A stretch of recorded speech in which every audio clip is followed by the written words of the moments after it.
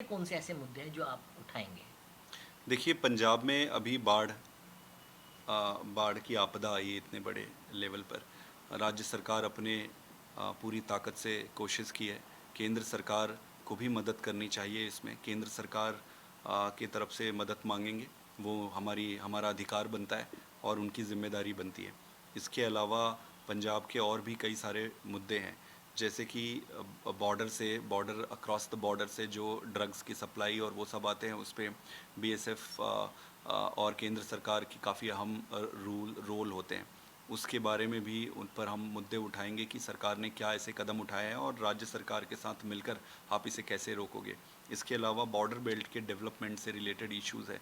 Border belt पे बहुत crime है और वो बॉर्डर बेल्ट बहुत सारा बीएसएफ के एरिया में आता है, तो डेवलपमेंट रिलेटेड मुद्दा है। और केंद्र सरकार के सारे स्कीम्स हैं, धीरे धीरे पंजाब के साथ सौतेला व्यवहार करते जा रहे हैं। तो हम ये मांग करेंगे कि अपने राज्य के साथ सौतेला व्यवहार करना ठीक नहीं है। राज्य का जो अधिकार है वो राज्य को मिलना चाहिए। लेकिन सर बात करें दिल्ली के अध्यादेश की, विपक्षी पार्टियाँ एक हुई हैं, इसका विरोध भी जो है संसद के अंदर हो रहा है, कैसे देख रहे हैं आप? ये जो अध्यादेश है, पहले तो ये समझना पड़ेगा कि ये अध्यादेश आम आदमी पार्टी के विरोध में नहीं है और ये सिर्फ दिल्ली की जनता के विरोध में भी नहीं है, ये पूरे देश के विरोध में है। ये भारत में आज़ादी के बाद से पहली बार ऐसा गंदा प्रयास किया जा रहा है जिसमें प्रजातंत्र को ख़त्म करने की कोशिश की जा रही है। एक चुनी हुई सरकार को आप गिराने की कोशिश कर रहे हैं। भाजपा का दो ही एजेंडा होता है। पहला, चुनाव के समय किसी भी तरीके से ये चुनाव जीत जाएं धन का या बाहुबल का प्रयोग करके। दूसरा, अगर चुनाव हार जाते हैं तो एमएलए को, एमपी को, इनको ये खरीद लेते हैं। और तीसरा, अगर ये चुनाव भी हार जाएं और खरीद भी ना पाएं तो तीसरा जरिया इन्होंने गवर्नर के माध्यम से निकाला है कि उनको डिस्टेबलाइज करो, उनको बदनाम करो और बदनाम करके फिर अपनी वहाँ फिर चुनाव लड़ो। तो ये बहुत गंदा प्रयास है। भारतीय जनता पार्टी जिस तरीके से दिल्ली में बाढ़, प्रायोजित तरीके से बाढ़ ला सकती है, दंगे करा सकती है, इस पार्टी को चुनाव जीतने के लिए किसी भी चीज़ से गुरेज नहीं है, परहेज नहीं है। हमारा ये मानना है कि देश 21वीं सदी में, अब जो मणिपुर का आप मुद्दा ले लीजिए, मणिपुर में जो चल रहा है वो दिल दहला देने वाली है। जो वीडियो सामने आया, सरकार किसी भी को भी अंदर ना जाने दे रही है, ना वहाँ से न्यूज़ बाहर आने दे रही है। हमारा ये मानना है कि मणिपुर में भी सरकार को, प्रधानमंत्री जी को बयान देना चाहिए और वहाँ पर राष्ट्रपति शासन लगाना चाहिए और वहाँ के राज्य को निलंबित करना चाहिए तुरंत। लेकिन सर जिस तरीके से विपक्षी पार्टियों पिछले दिनों एक हुई, बैठक हुई, उसके बाद पंजाब में कांग्रेस नेताओं के अलग-अलग बयान आना, कैसे देख रहे हैं आप? देखिए वो इनका इंटरनल मैटर है, मेरे ख्याल से वो आपस में बातचीत करके सुलझा लेंगे। लेकिन सर जिस तरीके से जो लोकसभा क्योंकि चुनाव भी हैं, ऐसे में गठ जो विपक्षी पार्टी है वो एक हुई है, लेकिन राज्य स्तर की बात करें तो वो बिल्कुल अलग है। आज जो एकजुट हुए हैं वो स्पेसिफिक रूप से राष्ट्रीय स्तर पर हुए हैं। और वो राष्ट्रीय स्तर पर क्यों हुए ये आपको समझना पड़ेगा।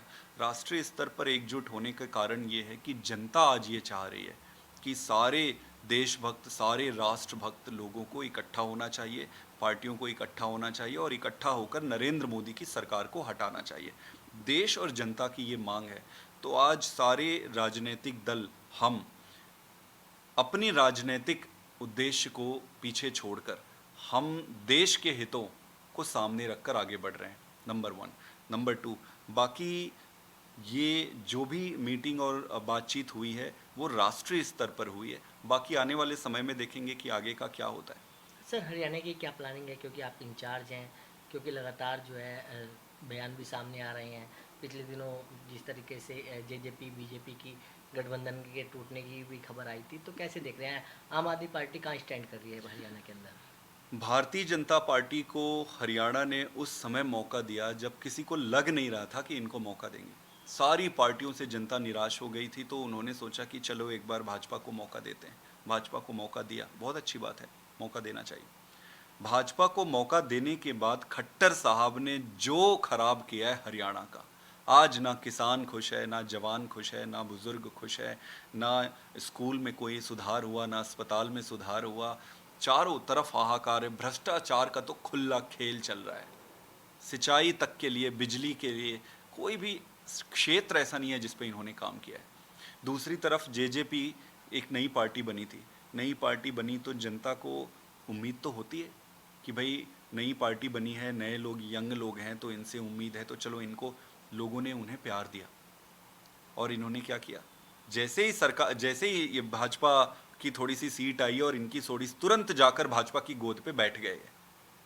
मतलब ये क्या हुआ, जनता ने भाजपा को वोट नहीं दिया था, जनता ने तुम्हें वोट दिया था, और तुम क्या किए, तुम जाकर भाजपा की गोद में बैठ गए, मतलब बेच दिए हरियाणा के वोटर को। इस बार इनको जनता सबक सिखाएगी, इनको 4 वोट के लिए लाले पड़ने वाले हैं, 0 सीट आएगी इनकी।